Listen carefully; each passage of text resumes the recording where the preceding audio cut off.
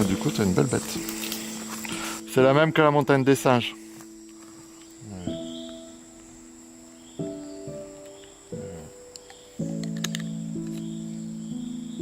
Elle est belle. Ça, c'est une belle coche.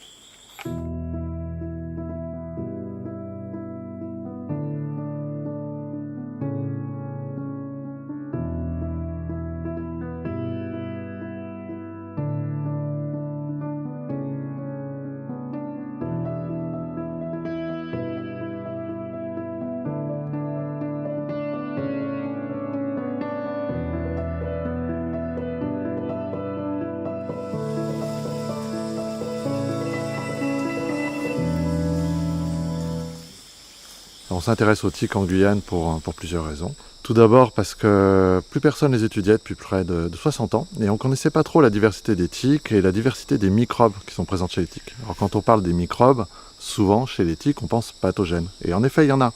On connaît assez bien les pathogènes qu'on va pouvoir retrouver chez l'homme, chez les espèces de tiques qui vont piquer l'homme, etc. Mais pour les tiques associées à la faune sauvage et les microbes qui vivent en association avec ces tiques, on les connaît assez peu. Et c'est un peu ce qu'on vient chercher ici. On vient collecter les tiques pour cet objectif-là.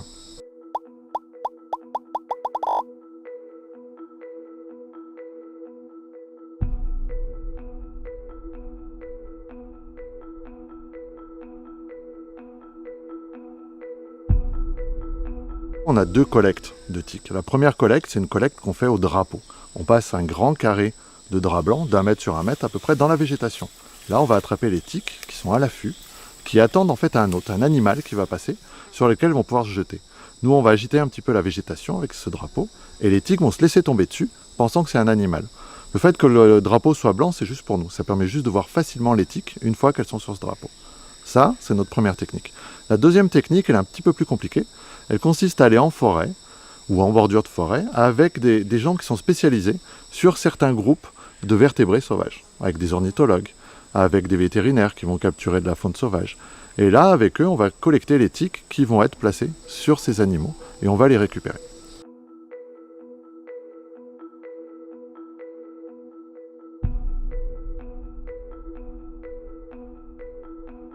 Concrètement, c'est un travail qui est basé sur l'ADN. On va extraire l'ADN total du corps d'une tique, et dans cet ADN total, on va pouvoir retrouver quelle partie de l'ADN va être propre à la tique, quelle partie de l'ADN va être propre aux microbes.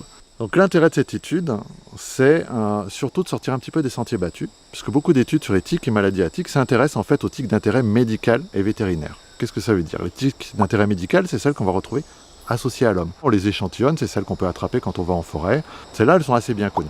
Les tiques d'intérêt vétérinaire, c'est celles qu'on va retrouver sur les animaux domestiques. Ça peut être le chien, mais ça peut être aussi les animaux de ferme, comme les vaches ou les chevaux. Ceux-là, en général aussi, sont assez bien connus.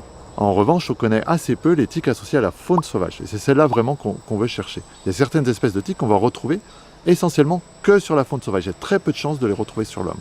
Ça peut arriver, mais c'est très rare. Et ces tiques-là, en général, on ne sait pas du tout les microbes qu'elles vont pouvoir héberger.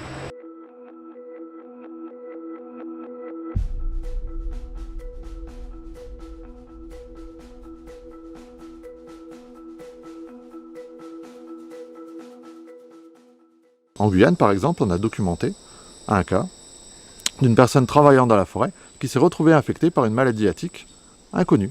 Et on a trouvé des souches très proches de cette bactérie qui tournaient chez les paresseux, les coatis et les tiques qui leur étaient associées. Et très clairement, cette personne s'est retrouvée infectée au contact de la faune sauvage en pleine forêt. Et c'était un microbe qui n'était pas documenté comme étant infectieux pour l'homme. Pourtant, il l'est.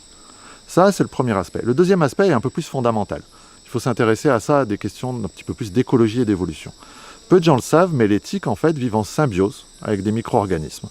Et en fait, quand on regarde les microbes présents dans une tique, l'essentiel des microbes qu'on va retrouver sont des micro-organismes symbiotiques propres à la tique. Ils ne vont pas du tout être infectieux pour l'homme, pas dangereux pour les animaux. Par contre, ils vont être vitaux pour les tiques.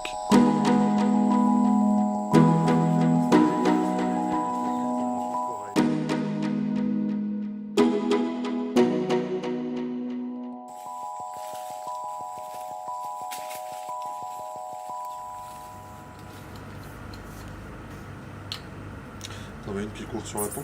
On ne verra pas forcément la différence comme ça à l'œil nu. On va passer à l'image. Donc après les collectes de tiques, une fois qu'on les a collectés, on va les ramener au laboratoire.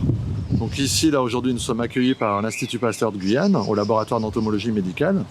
Et dans ces locaux-là, nous allons identifier toutes les espèces de tiques. Donc c'est ce qu'on fait avec les loupes binoculaires, où on va regarder très précisément des petits traits taxonomiques qui vont nous permettre de différencier et d'identifier telle ou telle espèce de tique. Ensuite, pour étudier les microbes, on va disséquer certaines tiques. Alors pourquoi on fait ça ? En fait, souvent les tiques voient ça comme une espèce de seringue à injecter des pathogènes. C'est beaucoup plus complexe que ça. Les tiques sont des animaux, comme les autres, et l'intérieur de leur corps est constitué de différents organes. Les agents pathogènes vont se retrouver principalement dans les glandes salivaires, le tube digestif, mais les micro-organismes qui vont être symbiotiques vis-à-vis des tiques vont être dans d'autres organes dans le corps des tiques. Donc c'est justement ça qu'on va récupérer, donc on va les disséquer, c'est un petit peu long, hein. Tout ça toujours sous une loupe binoculaire, et après on va extraire l'ADN de ces différents organes. Donc ça, c'est la biologie moléculaire. Et cet ADN va nous permettre d'identifier précisément quels microbes sont présents dans les différents organes de tiques. La Guyane, en fait, a tout un réseau de chercheurs, de gens qui sont au contact de la forêt, qui permettent justement de collecter des espèces qui restent peu accessibles. Dans l'hémisphère nord, en France métropolitaine, on connaît assez bien les maladies associées aux tiques. Il y a bien sûr la maladie de Lyme, dont on parle beaucoup. En Guyane, on a quelques suspicions de Lyme jusqu'à présent qui ne sont pas avérées. La maladie de Lyme est, semble-t-il, absente de Guyane. Malgré tout, on a quand même retrouvé des bactéries qui étaient assez proches. On ne les a pas retrouvées chez l'homme, on les a plutôt retrouvées sur des tiques spécialisées sur les passereaux. Donc très peu de chances que ça passe sur l'homme, mais il y a quand même des choses proches qui existent en Guyane. Alors ça ne veut pas dire que le risque de maladie à tiques n'existe pas en Guyane. Il existe de très nombreux microbes pathogènes qui sont portés par les tiques. La plupart, en fait, vont se retrouver sur la faune sauvage, et dans de très très rares cas, on va pouvoir les retrouver chez l'homme. En Guyane, peut-être le plus intéressant, et c'est peut-être ce qui est le plus préoccupant, c'est que le milieu s'ouvre de plus en plus. L'occupation humaine va de plus en plus profond dans la forêt, on aménage de nouveaux secteurs qui n'étaient pas aménagés, et ça crée des terrains propices à l'émergence de zoonoses. Les zoonoses, ce sont des maladies qui vont pouvoir passer de la faune sauvage à l'homme, ou inversement de l'homme à la faune sauvage. Et justement, ces ouvertures de milieu, où l'homme n'était pas présent aussi massivement avant, vont créer des zones d'interaction où l'homme va être en contact avec la faune sauvage, avec des tiques de la faune sauvage, et va pouvoir récupérer des microbes issus de la faune sauvage. C'est pour ça que nous sommes en Guyane, c'est pour étudier tous ces microbes-là et tous ces transferts.